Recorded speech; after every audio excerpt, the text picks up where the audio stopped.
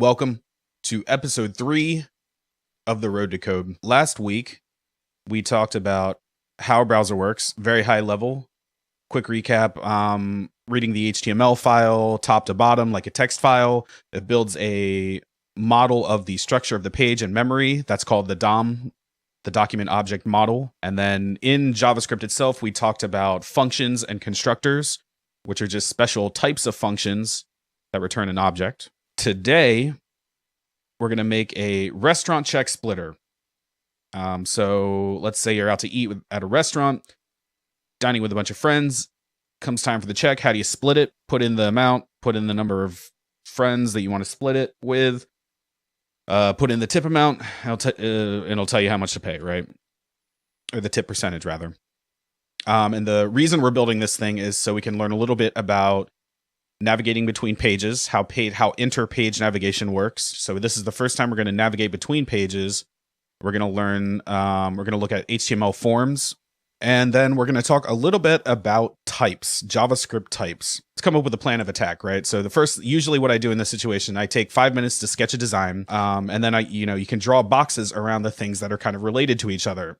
So this whole blue box is the form elements that I'm interested in. The way that I group them on the page is going to inform the choices I make when I'm writing the code. So the first thing I'm going to do is start a new file and save it immediately as index.html. So we're going to start with our usual stuff, but it lets the browser know that this is an HTML file, not necessarily an XML file. Lets the parser know, rather. Start with our HTML tag. We're going to need a head. We're going to need a body. The title of this page is going to be lesson 3, the check splitter. And we're going to set up a reference to our internal style sheet.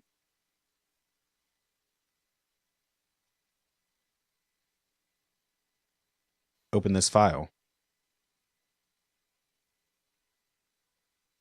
Nothing in the page, correct? If we look at our debugger tools, styles.css failed to load because the file does not exist. So let's create a new file and save it as styles.css. Now when we refresh, no more error. We're just going to say split the check. And then we're going to set up our HTML form that we'll talk about in a little bit more detail.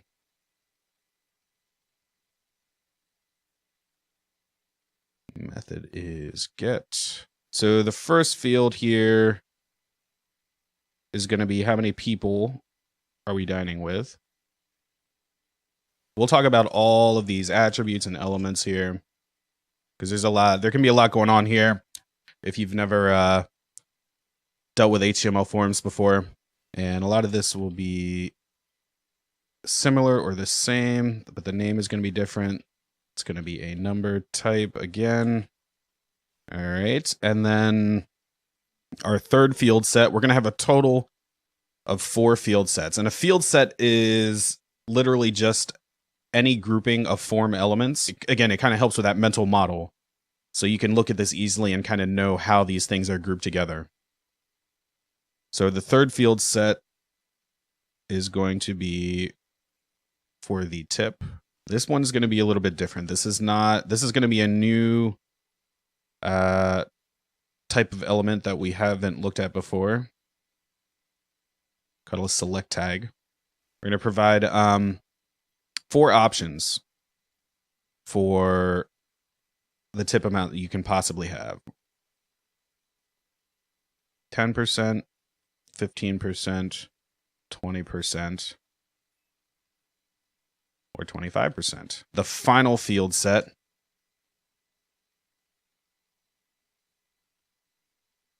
will be the submit button. There we go. All right, so that's our full page right here. And that's a lot of HTML. We'll talk about this in a second, but we can quickly go back over here. I can load up this page, and here we go.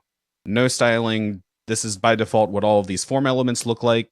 You have two text boxes. These are actually numerical inputs, but they are the same as a text input for the most part. We have a drop-down box here, and we have a single button to submit. This is the form. Everything between the opening form tag and the closing tag is an HTML form. Forms allow users that are looking at your page to submit data.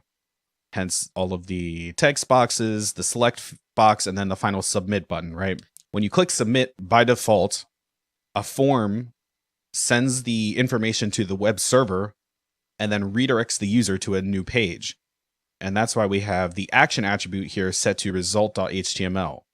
So when the user comes onto the page and fills it out and clicks submit, the browser is going to redirect that user to result.html, which we presumably is another page hosted by our web server. The other attribute here in the form is a method. When a browser or any piece of software on the internet asks a web server for a web page, it can do it using a verb. There's a few different HTTP. HTTP is the protocol of the web. I think we talked about that a little bit, but it stands for Hypertext Transfer Protocol. It's the language that the browser speaks in conjunction with the server. But when you request a web page, you can use different methods. By default, the method is get, which is, the verbs are very self-explanatory, right? A get means literally, I'm trying to get this page, right? Just give it to me. There's a couple other verbs that are called post, which is typically reserved for the creation of data. You are saying, here you go, website, I want to post this data to you. And typically that means I want you to create some kind of resource using the data that I'm sending. There's also put, which is usually reserved for updates. I want to update an existing piece of data. And then there is delete. As it sounds, I want to remove a piece of data. And I believe there's also patch, which is similar to put. So we're getting into a lot of semantics here, but the thing to remember is that there are verbs that you can specify when requesting a page from a website, or when requesting some kind of action from a website.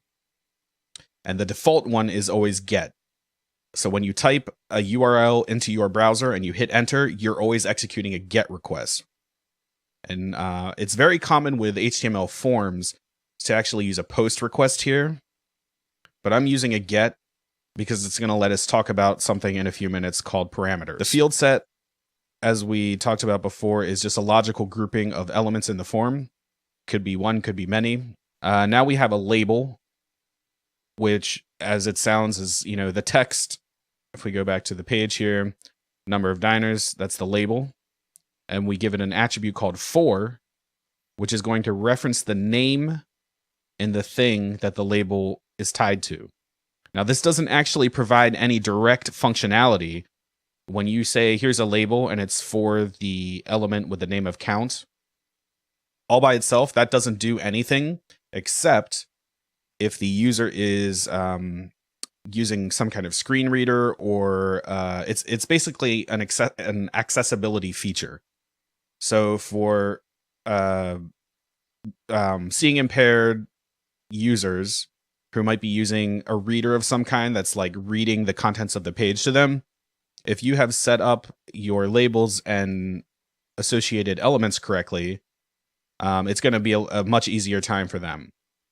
And there's a whole discussion in web development about, being accessibility conscious when you're designing pages. And, normally for something small like this, probably wouldn't be top of mind, but it's just a habit that I've gotten into when I'm building forms. And, it's not a bad habit to be in. I mean, if you really want your website or webpage to be accessible for the handicapped, there's a lot of other stuff to think about and talk about. But this is like some bare minimum stuff. We talked about the label, right? So the label is referring to this input. And we've seen input fields before. We've seen text input fields. This is a number input field, which is very similar to a text input field. It actually looks the same up here, but I'm typing right now and no letters are showing up, right? Because the saying it's the number type indicates that I am only allowing numbers to be put in here. And it even gives you, depending on the browser, you'll get some, little tooltips or little arrows here that you can click to increment, which brings us to the next few attributes here. So placeholder, I think we've actually seen that before, right? If nothing is in the box, the placeholder is the ghost text that you'll see, which is basically a suggestion for the user. And then the min attribute says that for this number field, I'm not allowing the user to type in a value less than 1. So I can type 0, but if I try to submit this page, as a matter of fact, yep, it'll give me a message. Value must be greater than or equal to 1. And then I also have required here, right? Which is another attribute, which will also throw an error if I try to submit. Please fill out this field. But all of the newer browsers will do this. As long as you have these attributes in your form fields, in your form elements, you'll get some automatic front-end validation, it's called. So validation that lives completely in the web page. You can make fields required. You can make them, you can enforce certain types of values. That's really handy. That being said, front-end validation is not secure. Savvy users can get around front-end validation. So even though, let's say, here's an example, right? So I can't type my name in this field, and I can't click this down arrow and go less than 1. But let's say, screw that. I'm going to go in here. I'm going to inspect this field. I'm going to change the minimum required to -50 right in the browser. Oh, and now all of a sudden I can click down as far as I want. But you know what? No, I'm going to change it even more. I'm going to make the text or the type of the input field text. And now I can type my name or whatever I want in this field. And this is significant because if you have written code that's going to do something with the data in this form, then your user has basically exploited your code, right? So they're able to change this from numbers to text. They're able to change it to numbers that maybe you didn't expect. And that's why front-end validation, relying on the validation in the page, is not sufficient to make a secure application. And that's something that we're not going to really worry about right now because we're just building a very simple example application, but it's something worth knowing. All right, so we talked about the number input class. We go down to our next field set. Again, we have a label. It's for this other field called total. It's a number type. Now this one is a little bit interesting because we have one additional attribute here. We have a step attribute here. And basically we're saying that this number field up here was for integers. This one down here is for floats because it's going to be for, I want to know what the total bill is, which requires that we allow the user to type in dollars and cents. So I'm saying that the minimum is 1 cent and the step value is also 1 cent, meaning that you can increment the field by 1 cent. And so I don't think it will actually fail. If I type 23 in, even though it doesn't have a decimal place, you don't get an error there because 23 is still a number, right? So you can happily still type integers in here, but this is just kind of a helper to indicate that this is actually for floating point number. And again, completely relying on the front end to validate the input here is not great. Let's go down to the next field set. We have the label for the tip amount. And here's the first time we're seeing the select attribute, or the select element rather. Now the select element, I'm sure you're familiar with. Drop-down list has values in here. We can select one of them. And this is how this works. You have a select element. And then inside the select element, you can have multiple option values, and each option value will be a value in this list. The label said this is for the tip. The name is tip. Each option is its own element, and you describe the value, the numerical value, or the actual value that you want to be exposed to the code. And then the text inside the element is just what's going to show up in the dropdown. So for instance, I could make this say 10% typed out right here, right? And now it says 10%. But even though it says 10%, when the form is submitted, the value that will be submitted is 0.1. So sometimes you don't necessarily want what shows up to equal the value that you want to process. You have multiple options in here. By default, the one that's highlighted when you load the page will be the top one. Sometimes it's a very common pattern that you'll see something like this, right? Like you'll just have a dash and then you want to have to select one there. Another thing that you might see, right? So if I add a selected attribute here, I can force the form to automatically select 20% as the default value, as opposed to the first one. That's another handy little tool. Our final field set is just the submit button here. And we haven't seen the submit button specifically, but this is the simplest of all of the fields that we're looking at tonight, which is just, the type is a submit button. The value, I want the text on the button to be calculate, and there's the button, right? So the only other thing on this page that we haven't talked about specifically is the class attribute. And the class attribute is very similar to the ID attribute. Remember in a previous lesson, I had an ID here that I might call something like diners. And ID basically is an indicator that says this is an element with an ID that is unique for this page, and putting this ID here is going to allow me to reference it from other places like in CSS or JavaScript. So the class attribute works exactly the same way. The only difference is that I can put the same class attribute on multiple fields. So I have one on every input.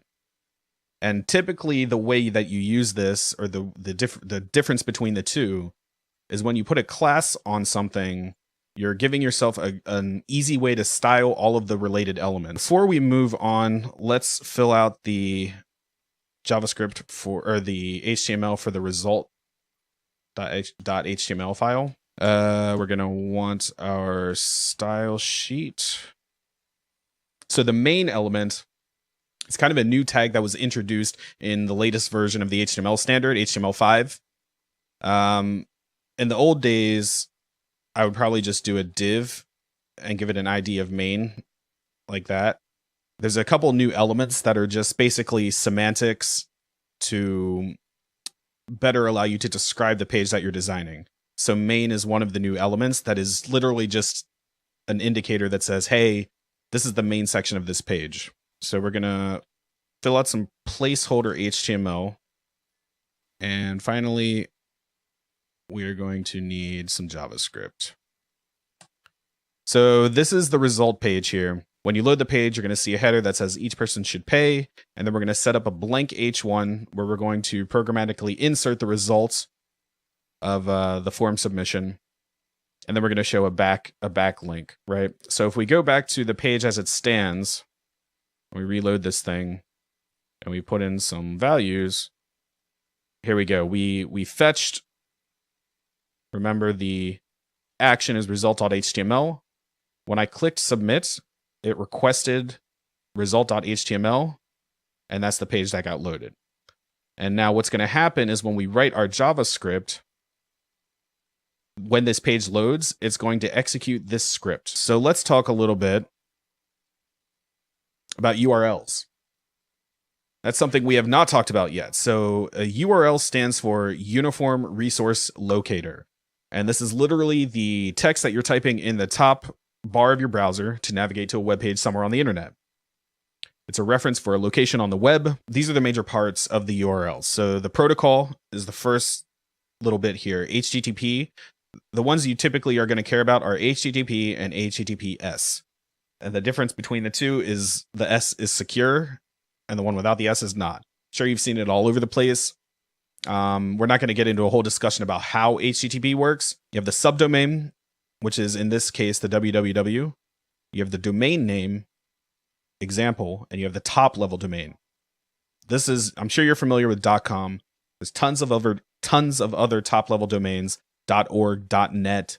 So basically, when you call out to the internet and say, "Hey, I'm looking for a resource," the order, this is basically how it works. First, it looks at the top level domain and it says, "Oh, .com." Okay, that tells me kind of the group of servers that I need to talk to. The next thing that happens is it looks at the domain name. It works backwards. It says, "Oh, so you're looking for not just .com, but example.com." Okay, so that tells me a narrower set of servers I need to talk to. And then one of those is going to come back and say, "Hey, I'm example.com. Here I am. What do you need to know?" And then the browser is saying, "Okay, well, example.com, what I actually need is a subdomain within your domain called www. And this might not be www. Maybe it's bob.example.com or sarah.example.com or whatever subdomain the owner wanted to have." And then the computer or the server or group of servers that run or are responsible for example.com will serve up maybe a different server or an even narrower group of servers that are specifically responsible for this subdomain within example.com. And then everything after the slash is just the file. Index.html is what we want. Could be result.html. If you don't specify a file path, by default, browsers will request index.html. That's basically the default behavior. If you don't specify anything, you get the index. All right, so the other thing we need to talk about is URL parameters. So all the stuff in green, what we just talked about is the URL. But now, after in the process of requesting this site.com/page.html, I need to provide some other information. I need to provide some parameters and some values for those parameters. So this is how we pass extra information when we're requesting a URL. First, you have a question mark, which basically says begin the query string here. And then you can have a series of parameter name, $, and parameter value. And you can have as many of those as you want. Well, there's a limit, but you can basically have as many as you want. And each one is separated with an and. And when the thing that's serving the page has access to these. And this is how we're going to submit our form information and then use it to calculate the price that each person is going to pay at the restaurant. When we submit this form that we wrote, we're going to automatically generate a bunch of URL parameters that are very similar, named after the things that we created here. And we can actually see that. So when I requested this page, this is how the form elements got translated into parameters. I requested result.html, question mark, count equals 3, total equals 23, tip equals 0.1, and then we get an extra parameter just because we click the submit button. Submit equals calculate. So there's nothing stopping me from opening up a new tab and just putting that in directly. Parameters and all. And just sending those values directly without going through the form. Maybe you went to Amazon and you searched for a bunch of products and you want to send the search results to your friend. You can copy and paste the link. Even though they didn't go through the form search, they can paste it in with the parameters and get back to the exact page that you were looking at. We're going to write some JavaScript now. And actually, we need to straight up create our JavaScript file. We did not do that yet. So new file, save it as scripts.js. We're going to make a new variable, URL search params.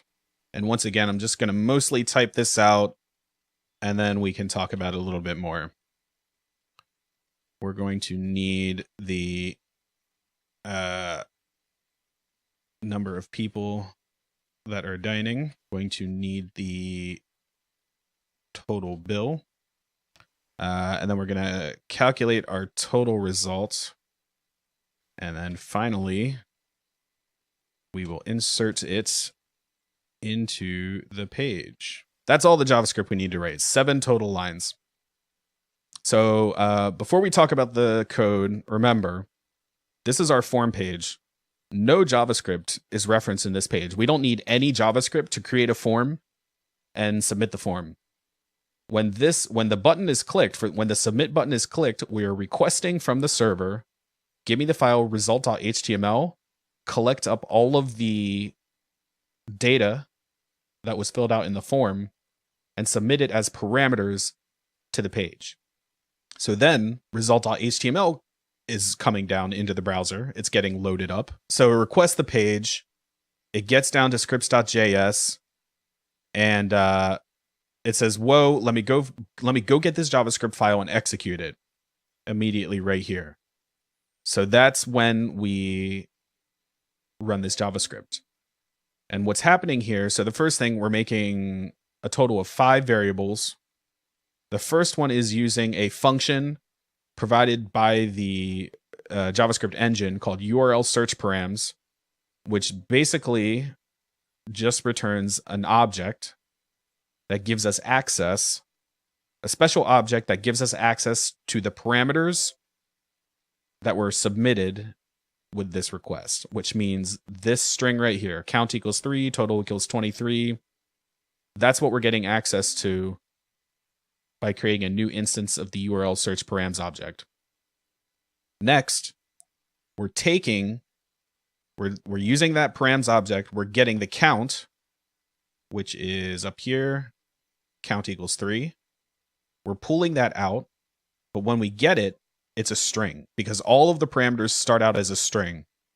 So we're using the special built-in JavaScript function called parseInt, which allows us to convert a string into an integer. So at the end of the day, we have a count variable with the integer 3 instead of the string. And we're going to talk a little bit about types in a bit. If this is a little bit confusing, just kind of try to hang on for right now. The next thing we're doing is almost the exact same thing. We're going to pull out the parameter called total, and we're going to make it a float using this special built-in JavaScript function. Assign that to the variable total. We're going to do the same thing to tip, not trip. After these 4 lines, we have 4 variables that contain, well, 3 variables that we're really interested in. First one was just the parameters. We have 3 variables that contain numbers that we can now do some math on. So we're going to calculate our result, which is just the total bill plus the tip, which is a percentage of the total bill. And then we're going to divide that by the number of people who are dining with us, right? And then we're going to call this special JavaScript function called toFixed, which gives us a string, lets us truncate the floating point numbers. So if we don't have this, we might end up with a number that has 24 decimal points, which is not very useful when you want to show someone dollars and cents.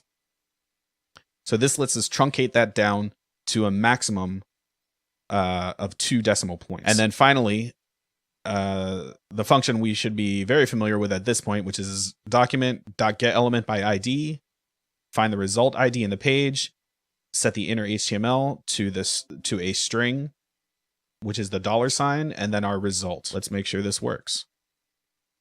5 diners, bill is $24.99. I want a 10% tip. Each person should pay $5.50. Try it again. Let's say we have, 72 diners. The bill is $2,499.38. I'm going to be generous with a 25% tip, and each person should pay $43.39. Let's talk about JavaScript types. We did a lot of stuff to manipulate our parameters, because what I was saying before is that all of the parameters were made accessible to us in the code as strings. And strings are just whatever we put between quotation marks, right? Hello world is a string. Goodbye is a string. Anything between quotation marks right here count is a string. And when the JavaScript starts looking at parameters up here, it's getting all of these as a string. And if we try to do math on a string, you get bad results because you can only do math on numbers. So basically, the first thing we need to do is take all of these parameters that we know should be floats and integers and turn them from strings into floats and integers. And that's what we're doing here with these special built-in parseInt and parseFloat functions. And then the next thing, we can take those, now that they're numbers, now that they're not strings, we can do math on them. We can add, we can multiply, we can add, we can divide, and then we can truncate the decimal point. Then down below, you actually get an example of what happens when you do math on a string. So remember, result right now is an integer, but we're attempting to add it to a string, which is the $sign. When you add two strings together, or when you add a string to a number, the result is going to be a string that's concatenated, which means pushed together. So if result is 23, and I add it to this string that's a $sign, the result will be a new string that is a $sign and then the 23, but it will no longer be an integer. It will be a string. Yeah, Stream Elements is super slow tonight. Okay, so in JavaScript, there are 5 primitive types. Let's say there's 6 built-in types. 5 of them are primitive. Primitive types are string, number, boolean, undefined, and null. We've seen string, we've seen number. I think we saw boolean in a previous episode, which is literally just true or false. Binary, 1 or 0, which is represented in code as true or false in JavaScript. That's a boolean. Undefined and null are 2 semi-special primitive types. If I create a variable called myVar, that is undefined. I can reference it, it's undefined. That is a special type in JavaScript that just means you have declared something and it has not been initialized. There is nothing associated with it. That is different if I create another variable called my other var, and I set it to null, the value of my other var is now null. Null means nothing. It is different in JavaScript from undefined. And that's kind of important behavior because in other programming languages, there may be a difference between undefined and null. There may not be an undefined, there may only be a null. It kind of differs depending on the programming language. But in JavaScript, undefined and null are 2 distinct things that are separate from each other. When something is declared but not initialized, that's when it's undefined. This, doing any kind of equals, means you are initializing it. And I initialized my other var to null. Everything else in JavaScript that is not one of those types is an object. So there's many, many predefined JavaScript objects. We used one last week. It was the date object, remember? Document, that's another object. Window, that's another object. Those are built in. We can create new objects ourselves. So I just declared an object literal. I can say I have a variable called a. I can give it 2 open braces, and then in between I'm giving it 2 properties, name and age. That gives me an object called a, and it has 2 properties on it, name and age. So that's the most basic, quickest way to create an object in JavaScript.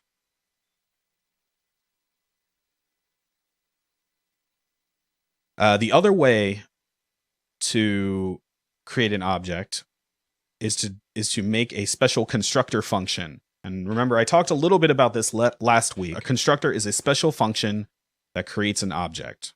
Let's start from the top here. This is a constructor function.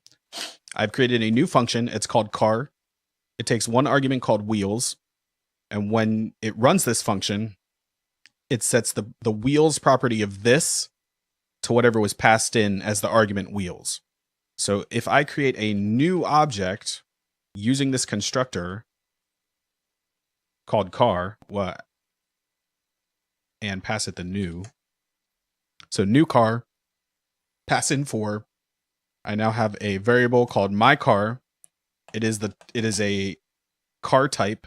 It has 4 wheels, and I can do car, my car dot wheels. So one more type of object to remember to think about is the array. An array is just a list of values. I created an array literal, and it's just a list of numbers 1, 2, 3. I can have an array that has a mix of strings and numbers. An array can contain any type. It's just a list of numbers, and I can access each individual member. There's no 3. These are 0 based, right? Which means the first element is 0, the second one is 1, the third one is 2. Everything in most programming languages is 0 based. And then JavaScript gives us a bunch of nice properties that we can play with on the array object. So I can say, give me the length, it's 3. Finally, coercion is when we take an object of one type and we force it to be a different type. And parseInt and parseFloat is a type of object coercion, type coercion. We had a string. We knew that we needed an integer. We knew that we needed a float. So we can use those functions to coerce the type. NaN is a special JavaScript value that just means not a number. We'll just leave it at that. But if I try to parse a string into an integer and I get nothing, right? I get not a number. But then what happens if I try to add that to something? I get not a number. The only other thing I'll mention really quickly is that JavaScript is what's called a dynamic language, a dynamic programming language, which means the types are not enforced.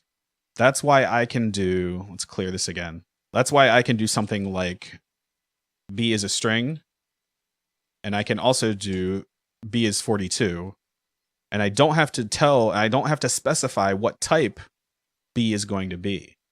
That's why that's what makes this a dynamic programming language. Types are not enforced.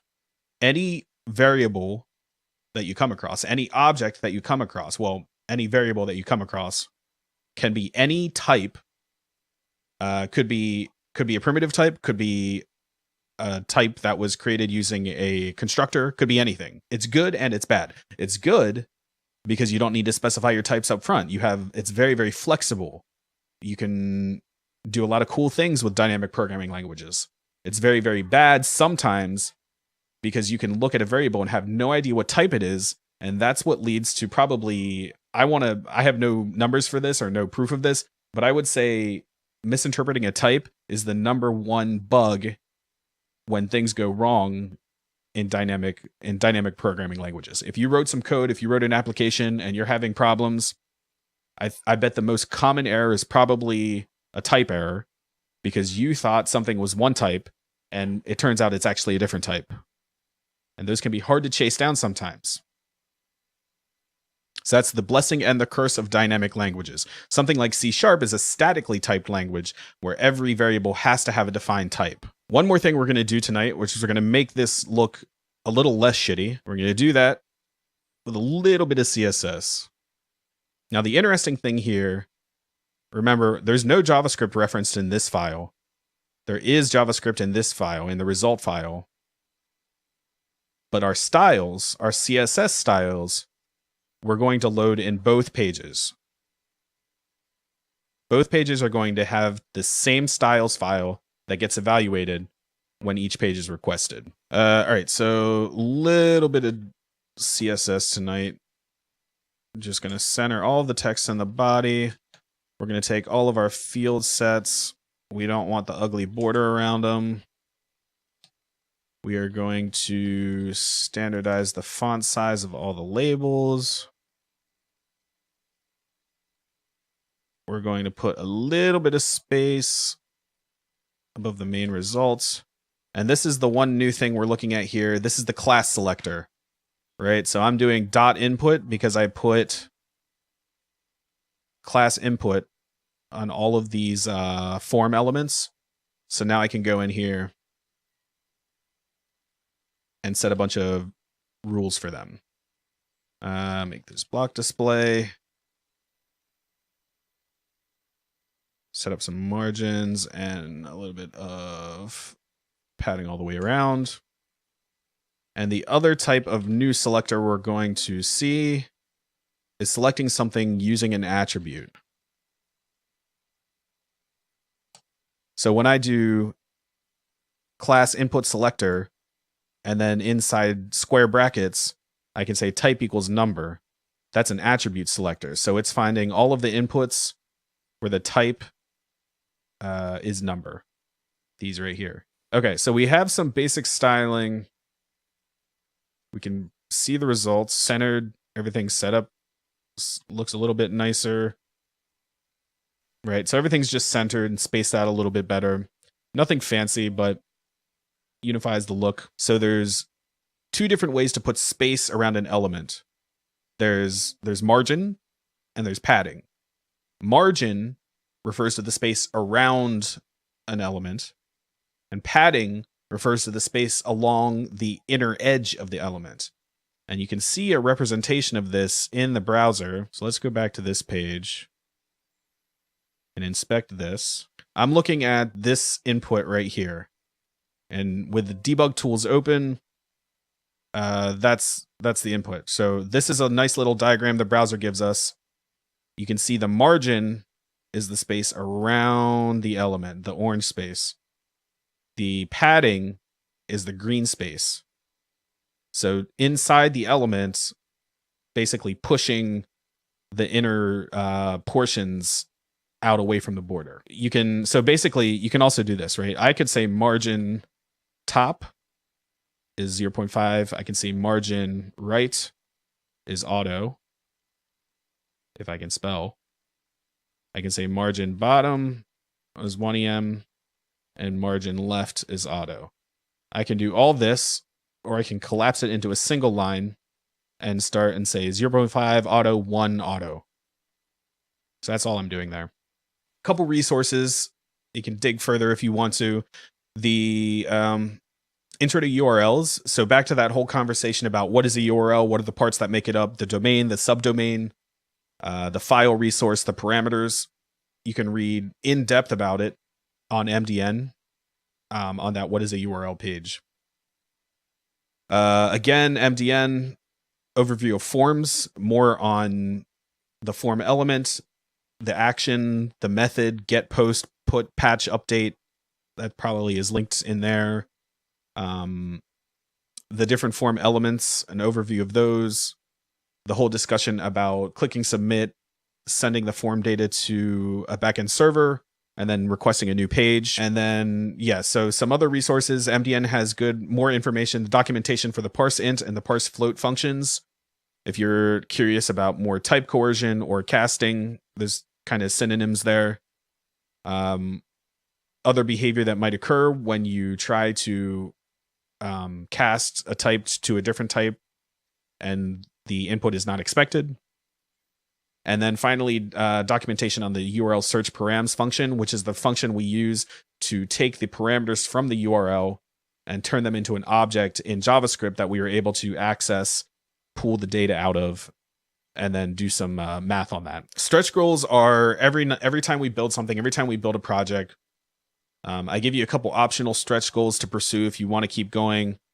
I don't necessarily tell you exactly how to solve them, but I'll give you a hint. So my first stretch goal is allow the user to type in a tip percentage instead of using a dropdown. So take the select box, convert it into a number input, and let the user specify the tip percentage that way.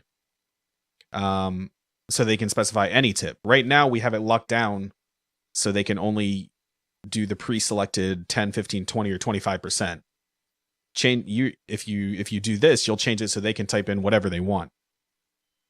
And a hint, be very careful between if the user is typing a string that's something like 15% or 0.15. Not only because of the type coercions, not only because you have to cast the strings to number types, but because the math is going to change. Next time, what are we doing? A dynamic to-do list. So think Wunderlist or Wunderlist, if you say it that way. You'll be able to create a dynamic to-do list. Type in your elements, hit enter, add them to the list. We're gonna do it in a single page. It'll be a single page app, so it'll be dynamic, a list that grows and shrinks. You'll be able to type and click submit to add an item. You'll be able to click on the item to mark it complete. And yeah. And as always, if you have follow-up questions, if you just want to hang out, anything like that, hit us in the Discord, bit.ly/mailboxdiscord.